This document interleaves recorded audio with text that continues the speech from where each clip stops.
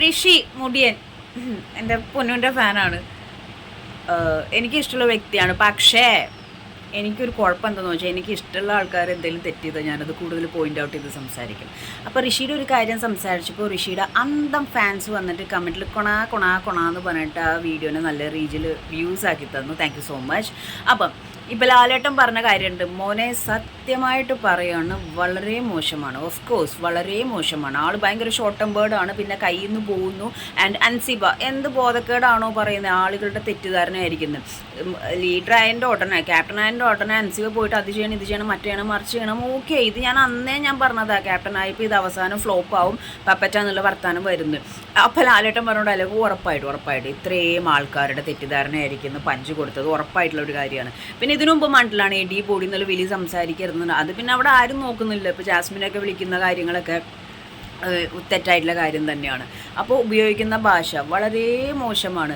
അപ്പോൾ എനിക്ക് ഋഷിയുടെ അന്തം ഫാൻസിനോട് പറയാനുള്ളത്, നിങ്ങൾ സപ്പോർട്ട് ചെയ്തോ, പക്ഷേ അയാളുടെ ഗ്രോത്തിന് വേണ്ടിയിട്ടാണ് നിങ്ങൾ സപ്പോർട്ട് ചെയ്യണമെന്നുണ്ടെങ്കിൽ അയാൾ തെറ്റ് ചെയ്യുമ്പോൾ അതും സംസാരിക്കാൻ വേണം. അല്ലാതെ എന്ത് ചെയ്താലും ഓക്കെ എന്ന് പറയുന്നത് ശരിയല്ല. ഋഷി നല്ലൊരു പ്ലെയർ ആണെങ്കിലും പക്ഷേ പ്രൊഫഷൻ്റെ കാര്യം എന്ത് സംസാരിച്ചു, അഭിനയിക്കാൻ അറിയില്ല. അത് അപ്സരോട് അങ്ങനെ പല കാര്യങ്ങളും നീ അത് തെറ്റാണ്, അത് അഭിനയമാണ്, ഇത് അഭിനയം. അതെ ശരിയാണ്, നിനക്ക് അഭിനയിക്കാൻ അറിയാതെ എൻ്റെ തെറ്റ്. അല്ലാതെ നീ പ്രൊഫഷണലി വേസ്റ്റ് ആണ്, നിനക്ക് എന്തെങ്കിലും അങ്ങനത്തെ രീതിയിലൊന്നും സംസാരിച്ചിട്ടില്ല. ആൾ ഭയങ്കര ഷോർട്ട് ടെമ്പേർഡ് ആയതുകൊണ്ടുള്ള റിയാക്ഷനാണ് അവിടെ സംഭവിച്ചത്. ഭാഷയും ഭയങ്കര മോശമാണ്. എന്നാൽ അൻസിബ ഒരു നല്ല ഫ്രണ്ടാണെങ്കിൽ അൻസിബ പറഞ്ഞു കൊടുക്കണം, നീ ഇങ്ങനെ ചെയ്യരുത്, അങ്ങനെ ചെയ്യരുത്. അതല്ല, ഇപ്പോൾ ഋഷി പോയിട്ട് പല പ്രാവശ്യവും ഞാൻ ചെയ്ത് കുഴപ്പമാണോ, ഒരു കുഴപ്പമില്ലാന്ന് പറഞ്ഞാൽ സപ്പോർട്ട് ചെയ്തു. അങ്ങനെയുള്ള ഫ്രണ്ട്സ് നിങ്ങൾക്ക് ഉണ്ടെങ്കിൽ എടുത്തെറിയുക. കാരണം നിങ്ങളുടെ പോസിറ്റീവും നെഗറ്റീവും പറയുന്ന ഫ്രണ്ട്സ് നിങ്ങളുടെ കൂടെ ഉണ്ടെങ്കിലാണ് അത് ഗ്രോ ആവുക. അപ്പോൾ എന്തായാലും ലാലേട്ടൻ ഈ ഒരു ആക്ട് എനിക്ക് ഭയങ്കര ഇഷ്ടമായി. അൻസിബയ്ക്ക് നല്ല കൊട്ടു കൊടുത്തു, ഋഷിക്ക് നല്ല കൊട്ടു കൊടുത്തു. ഇനിയെങ്കിലും കയറി വരട്ടെ.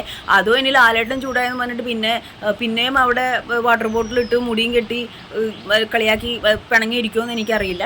ഇതിൻ്റെ പേരിൽ ഋഷി ഫാൻസ് വന്ന് കുറേ കുന്തലിപ്പ് കാണിക്കുമായിരിക്കും. പക്ഷേ മച്ചന്മാരെ മനസ്സിലാക്കുക, അയാൾ അതിൻ്റെ ഉള്ളിൽ നല്ലൊരു ഓപ്പർച്യൂണിറ്റി പ്ലാറ്റ്ഫോമിലാണ് നിൽക്കുന്നത്. അയാളുടെ കുറച്ച് കാര്യങ്ങൾ മാറ്റിക്കഴിഞ്ഞാൽ നല്ലൊരു കണ്ടസ്റ്റൻ്റ് തന്നെയാണ്. അപ്പോൾ ലാലേട്ടൻ പറഞ്ഞാണ് എനിക്കും പറയാനുള്ളത്, വളരെ മോശമായിട്ടാണ് പോയിക്കൊണ്ടിരിക്കുന്ന ആ ഒരു ദേഷ്യം വരുമ്പോഴുള്ള റിയാക്ഷനും കാര്യങ്ങളും. അറ്റ് ദ സെയിം ടൈം ഒരാളോട് ചോദിച്ചിട്ട് കാര്യങ്ങൾ ചെയ്യുക, സ്വന്തമായിട്ടൊരു നിലപാടില്ല.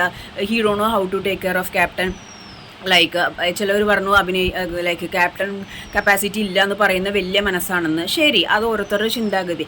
ഇതിൽ കയറിയിട്ടും അവനോട് ഇമോഷൻസ് കൺട്രോൾ ചെയ്യാൻ പറ്റാത്തത് വലിയ കപ്പാസിറ്റിയാണെന്ന് എനിക്കങ്ങനെ അറിയില്ല. ഞാൻ വന്നപ്പോൾ തൊട്ട് ഇങ്ങനെ നിൽക്കണത് എല്ലാ കാര്യങ്ങളും തുറന്ന് പറയുന്ന വലിയ കപ്പാസിറ്റിയാണെന്ന് വിചാരിക്കുക തന്നെ. അപ്പം ഞാൻ മുൻകൂർ ജാമ്യം എടുത്തു വെച്ചിട്ട് ആർക്ക് എന്ത് വേണേൽ കാണിക്കാമല്ലോ.